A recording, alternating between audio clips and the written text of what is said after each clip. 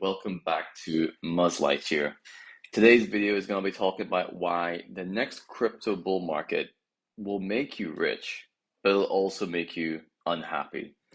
And you probably think to yourself, well, that doesn't make any sense. Obviously, all I've wanted is to be able to, retire on that beach or to have my portfolio hit this certain amount. I just want to get this X amount of dollars. And then suddenly I'll be able to do the things I want to do. I'll be free. I'll be able to quit my job.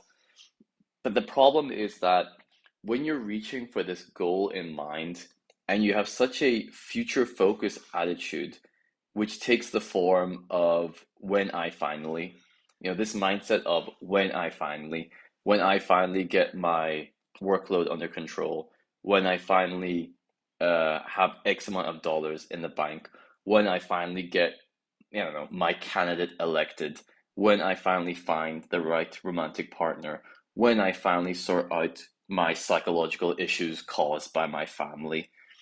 All these when I finally moments that we go through and thinking that, oh, okay, when I finally, then I can, relax or start living the life that I was meant to be living.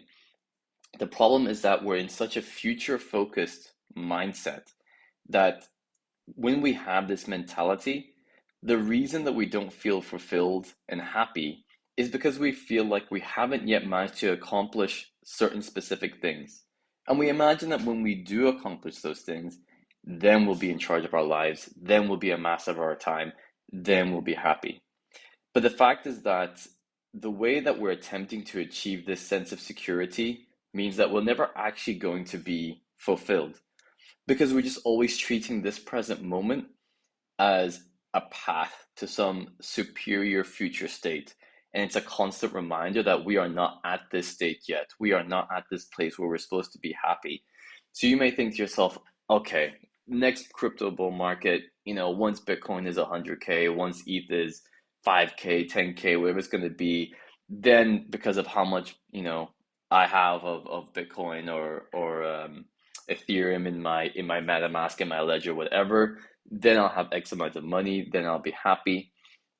But you may find out that actually won't be the case. It may, hopefully, for all of us, make us rich, but that doesn't necessarily mean it'll make us happy, Because even if you do get that amount of money, even if you do get your work under control, or you retire, or you meet your soulmate, more likely than not, you'll find something else to postpone your fulfillment until later on, because we are so used to having this present moment mindset of when if I, then I will be. And you don't realize that, but when this is ingrained in us now, we continue that thought pattern even in the future when we reach the target that we hit, the one that we're looking for. And what we don't realize is that we just end up moving the goalposts, you know. And even if we did reach that goal, let's say, we had X millions in the bank because of crypto, fantastic, we're rich. And then we start thinking to ourselves, okay, this is it. This is what I've been waiting for. Like all this free time, on my hands. I can quit my job. I can live the life I want to live. I can travel whenever I want to travel. And then you start, filling your life with all these pleasurable activities. You start going to these places you want to go to, eating at the type of restaurants you want to go to, buying the things you want to, whether it's clothes, whether it's cars, buying that house that you wanted to. And we start stuffing our lives with all these pleasurable activities, but they often prove less satisfying than we'd expect. Because now that we have all this money, we're attempting to devour all the experiences that the world has to offer to feel like we're truly living.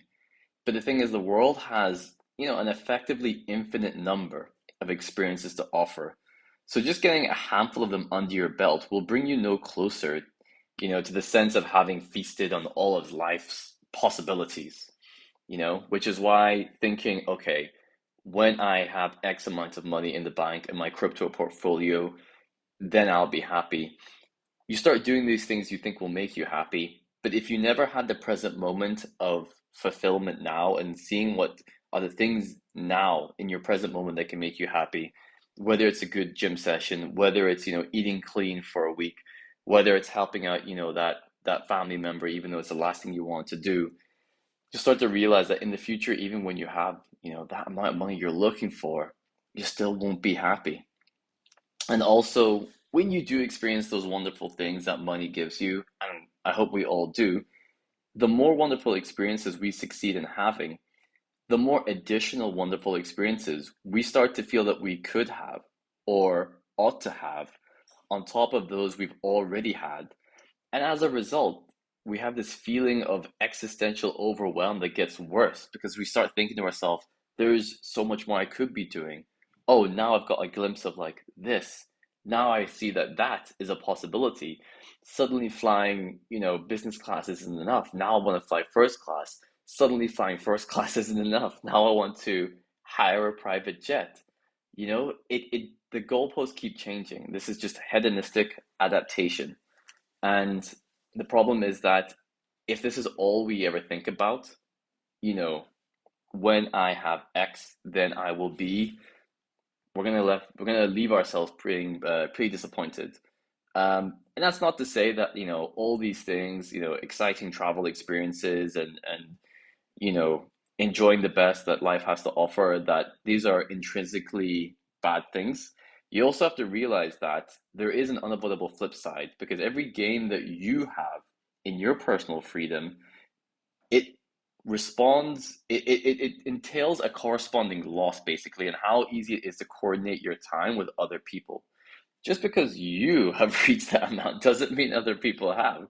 And, I'm guilty of this as well, having this idea of wanting a digital nomad kind of lifestyle.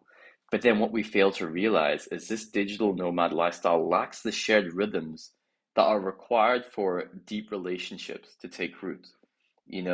The more freedom that we have on what we choose to work on, where we work, how we work, the harder it is to forge connections with other people. Because you realize that your friends, your family are less free to socialize when you're available. They still have their jobs, so that doesn't change either. So then you're thinking to yourself, okay, well then what am I supposed to do here? Ms. Lightyear, what's the plan here? The thing we have to realize is that there are a lot of things right now in the present moment that will help us get to where we want to be in the future. But we can't always have this future mindset of when I X, then I will Y, because that will always hold us back. And the only thing we can do right now is to be mindful of all the good things that we do have in our life. I know it's, a little bit woo-woo-y, but practicing gratitude is a real thing. It truly is.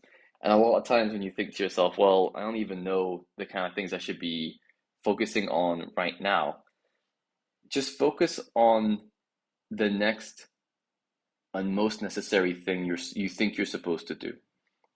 Just do the next right thing. It's like a slogan in, I think it's Alcoholics Anonymous, because there's no way of ever really knowing what the next right thing is to do. And the next and most necessary thing is all any of us can ever do in any given moment. A lot of times it's a struggle for us to be present and live in that moment, but that's all we can do.